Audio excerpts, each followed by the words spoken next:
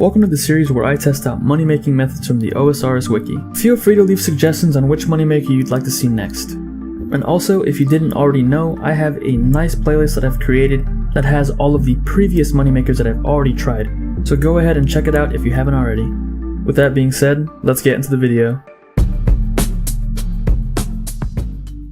So for today's video, I thought we'd do some thieving since this method has been suggested multiple times, and that is to pickpocket master farmers. I thought it would be a perfect time to do this method since the prices of Ranar and Snapdragon seeds are very expensive.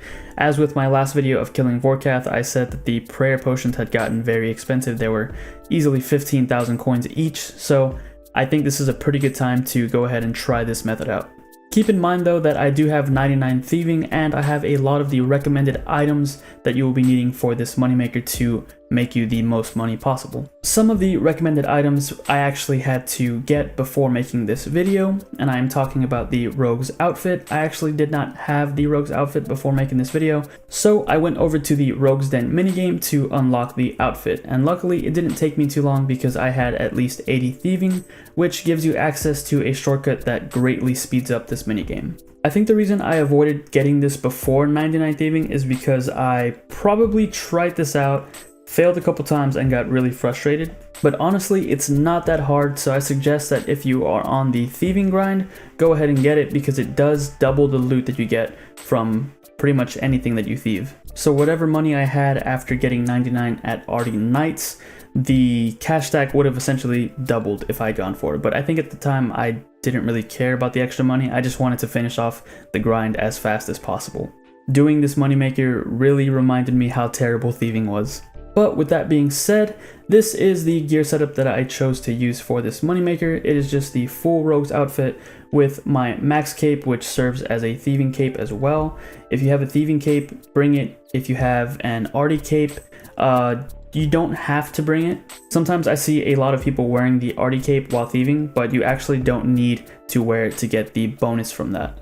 And the bonus that I am talking about is the one that you get from completing the hard Arty diary, which gives you a 10% increased chance of succeeding when pickpocketing around Gielinor. The 10% increase that you get from completing the medium diary doesn't work because the spot that we are going to pickpocket master farmers in is not actually in Ardoin, it's actually north of it, and that does not count as the area. Speaking of the area, I use the Arty cape to teleport to the farm patch, and this is the location where we will be thieving the master farmers.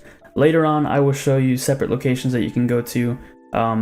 I guess it's really your preference where you want to thieve the master farmer, but I just decided to go with this one. Now, the good thing about this area is that you can actually trap the master farmer in the house to the east, and you can pretty much keep him stuck against a wall. Now for the first, I'd say 30 minutes of this video, I really didn't care about getting him stuck, so that's why you see me chasing him all over the place. But soon after reaching that 30-minute mark and realizing that my finger was on fire and more than likely broken, I tried my best to get him in that house, but it was very difficult. Now, trapping him in the house doesn't reduce the amount of clicking I would have done, but it probably would have allowed me to use my left hand to click because my right index finger was just, I was hurting pretty badly. But it seemed like whatever I did, he did not want to go in there, and later on during the video you'll see some unfortunate events that happened. The regular farmer that is walking around was kind of annoying as well. I accidentally attacked him in the beginning of the video, so I also suggest setting your right click attack options to hidden or always right click. And there was even one point when the master farmer was just taunting me by walking in front of the door and then just going the exact opposite way. And there was even another time towards the end of the video where it was a party in the house. Literally everybody was in the house except the master farmer that I was thieving from. There was a nature impling in there, there was a regular farmer in there, there were people I didn't even know about in there. It was just a party that the master farmer was not invited to, apparently. Again, if you decide to do this moneymaker, I highly recommend trying to trap him in there. Since I was on a time limit, I really couldn't devote the time to get him in there and then thieve from him. I was kind of just thieving him at all times, so I didn't waste any time. But again, if you're doing this and if you're doing this for multiple hours, definitely take the time to trap him in there because it will save you a lot of moving around. Now earlier I was talking about capes and what capes to wear. If you have the thieving cape, definitely wear it. And if you don't, but you have an HP cape, that might also be worth bringing so that you get a nice regeneration on your hit points. Especially if you're still a low thieving level and you still fail pickpocketing the Master Farmer. With that being said, I really don't recommend doing this for money until you have the Rogue's outfit and until you have a decent thieving level, maybe 50, because at lower levels you're just going to fail a lot and it's going to be really frustrating. And if you are low level and you are taking damage because you are failing the pickpockets, dodgy necklaces might actually be worth bringing, along with some cheap food like wine. Now earlier I did mention that there are multiple Master Farmers throughout the world that you can choose to thieve from.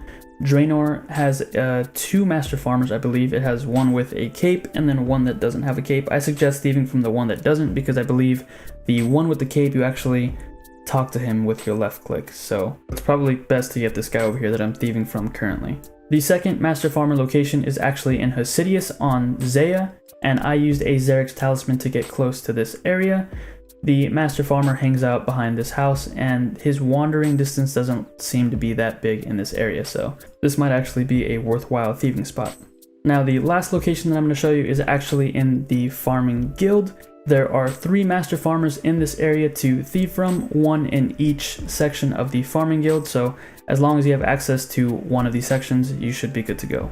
This might actually be a nice place to thieve because like Draenor had a bank to where you can bank your seeds, and this place has a seed vault where you can deposit your seeds as well. So if you don't plan on dropping all of your seeds, this might be a worthwhile place to come and thieve. Once you pick your target of which you want to rob seeds from, all you gotta do is mindlessly click on them, and hopefully you get them in a corner so that you don't have to move your mouse and you can just AFK it. But don't AFK for too long because I believe after 5 minutes the Master Farmer will despawn if he has not moved. I found this out the hard way whenever I trapped him for the first time, which was not very nice, considering how long it took me to get him in that freaking corner. As far as which seeds you want to keep, that's totally up to you.